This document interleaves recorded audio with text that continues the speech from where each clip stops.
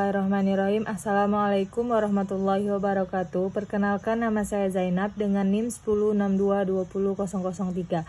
Di sini saya akan menerangkan tentang hukum pidana menurut 10 para pakar ahli. Di sini saya akan menerangkan tentang hukum pidana terdahulu. Hukum pidana adalah sebuah aturan atau hukum yang dapat mengatur pelanggaran dan kejahatan terhadap kepentingan umum, dan kepada pelakunya dapat diancam hukuman berupa penderitaan atau siksaan. Hukum pidana merupakan salah satu jenis hukum yang ada di Indonesia. Kemudian, jika diartikan secara khusus berdasarkan teori hukum, hukum pidana memiliki banyak arti. Pasalnya, para ahli memiliki definisi tersendiri dalam mengartikan hukum perdata. Baiklah, di sini 10 para pakar ahli hukum pidana. Yang pertama, menurut WPJ Pompe, adalah sebuah aturan hukum yang menentukan terhadap tindakan apa yang seharusnya dijatuhkan pidana, apa yang macam pidana itu. Yang kedua, menurut Wirjono Prodjodikoro, adalah peraturan hukum mengenai pidana. Yang ketiga, WIG Lemaire adalah hukum yang terdiri dari norma-norma yang berisi keharusan dan larangan yang telah dikaitkan dengan suatu sanksi berupa hukuman, yaitu suatu penderitaan yang bersifat khusus.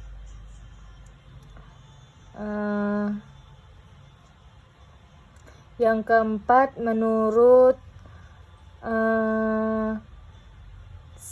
CST Kansil, adalah hukum yang mengatur tentang pelanggaran-pelanggaran dan kejahatan-kejahatan terhadap kepentingan umum. Perbuatan mana diancam dengan hukuman yang merupakan siksaan atau penderitaan. Yang kelima, menurut Meljatno, adalah bagian dari keseluruhan hukum yang berlaku di suatu negara yang mengadakan dasar-dasar dan aturan untuk menentukan kapan dan dalam hal apa kepada mereka yang melanggar larangan itu dapat dikenakan atau dijatuhi pidana sebagaimana yang diancam, dan menentukan dengan cara bagaimana pengenaan pidana itu dapat dilaksanakan apabila ada orang yang disangka oleh melanggar larangan tersebut. Dan yang keenam, menurut Simons, dapat diartikan secara subjektif dan objektif.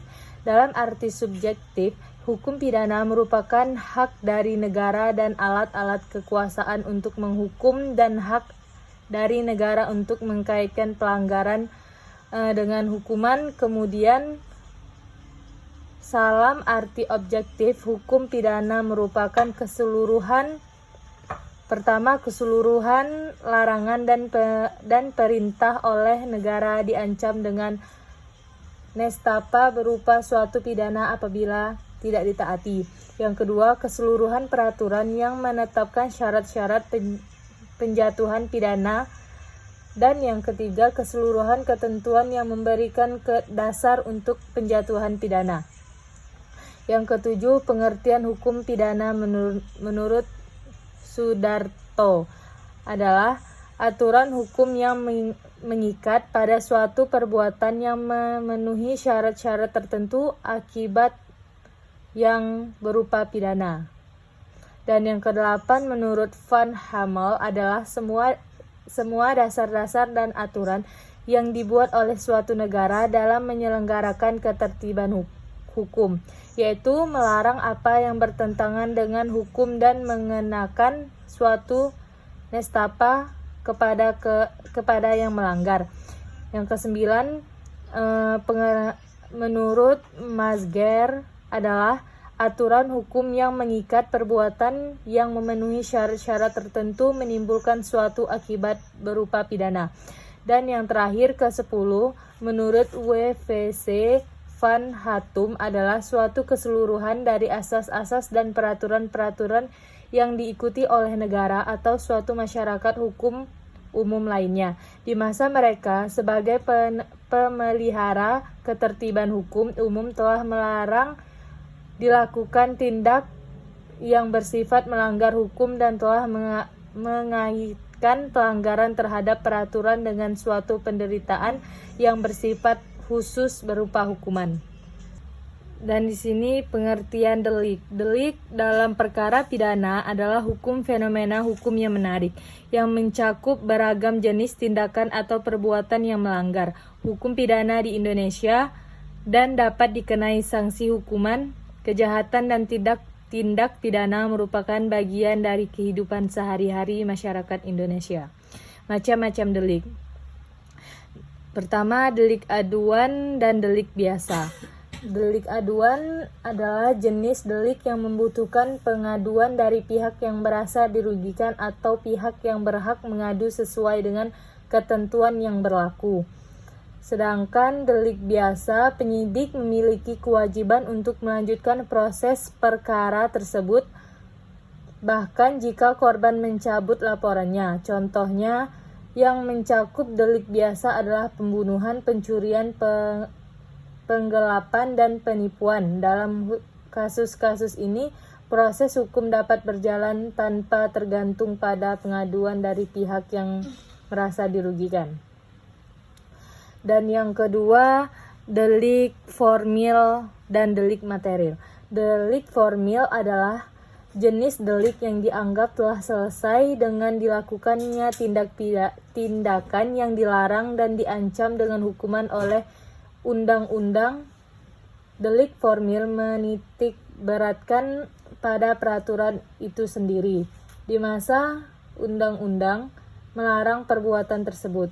Dan delik material di sisi lain, delik material menekankan pada akibat dari suatu perbuatan.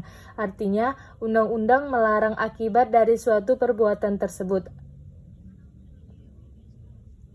Dan yang ketiga, delik tunggal dan delik berganda. Delik tunggal adalah jenis delik yang cukup dilakukan dengan satu kali perbuatan. Dan delik berganda sebaliknya. Delik berganda adalah jenis delik yang dilakukan secara berulang dan melanggar aturan. Yang keempat, delik dolos dan delik culpa. Delik dolos adalah kesengajaan. Ini berarti bahwa pelaku dengan sengaja dan sadar melakukan tindakan yang melanggar hukum. Dan delik culpa, sementara delik culpa adalah delik kealpaan yang merupakan suatu perbuatan pidana yang dilakukan tanpa adanya unsur kesengajaan.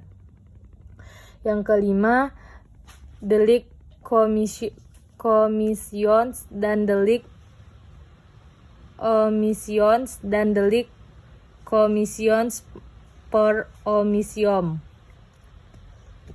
Delik commissions merupakan delik pelanggaran terhadap perbuatan yang dilarang.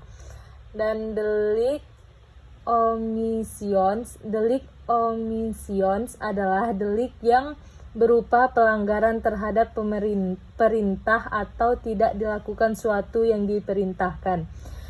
Yang terakhir, delik commissions per omission adalah delik berupa pelanggaran larangan tetapi dapat dilakukan dengan cara tidak berbuat. Yang keenam, delik berlangsung terus dan delik yang tidak berlangsung terus. Delik yang berlangsung terus adalah jenis delik di mana keadaan terlarang berlangsung secara terus-menerus. Dan delik tidak berlangsung sebaliknya. Delik yang tidak berlangsung terus adalah perbuatan yang selesai pada suatu itu juga, termasuk juga perbuatan yang mengakibatkan delik akibat. Yang ketujuh, delik kejahatan dan delik pelanggaran. Delik kejahatan adalah perbuatan yang bertentangan dengan keadilan meski perbuatan tersebut belum diatur dalam undang-undang. Delik pelanggaran, sementara delik pelanggaran adalah perbuatan yang baru diketahui sebagai delik atau tindak pidana setelah diatur dalam undang-undang. Sebagai contoh, pasal 503 KUHP tentang pelanggaran ketertiban umum. Dan yang terakhir, delik umum dan delik khusus. Delik umum adalah suatu tindak pidana yang dapat dilakukan oleh setiap orang. Dan delik khusus, di sisi lain, delik khusus hanya dilakukan oleh orang-orang yang mempunyai kualitas atau sifat tertentu. Contohnya, tindak pidana korupsi atau tindak pidana militer hanya dapat dilakukan oleh mereka yang memenuhi syarat-syarat khusus yang diatur dalam hukum. Baiklah, kesimpulan dari materi di atas adalah hukum pidana adalah cabang hukum yang mengatur perilaku pidana dan penaltinya. Delik adalah perbuatan yang dilarang diancam pidana. Delik dibagi menjadi delik murni dan delik aduan. Delik murni ditindak oleh negara, sementara delik aduan memerlukan pengaduan dari pihak yang dirugikan. Baiklah, sekian dari saya. Wassalamualaikum warahmatullahi wabarakatuh.